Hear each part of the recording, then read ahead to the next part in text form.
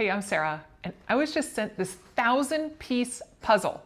Now, I was really overwhelmed when I first started thinking, how am I going to sort all these? But they were actually genius. And on the back of all of the puzzles, they have A through H lettered, so you know what all goes together to make all of that go together easier. And you just sort them all out, and then if you have little containers, you can easily put them in containers, and then within one letter, you sort like you do a smaller size puzzle. So these are going together really well. I mean, the pieces go in seamlessly. You can't even see that that's two pieces of a puzzle unless you're really looking at it. And it almost looks like it has a texture on it, but it doesn't.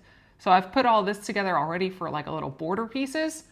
And they give you this nice big piece of paper to be able to look at the puzzle to see which ones to go together and where it is. And then of course it's also on the box.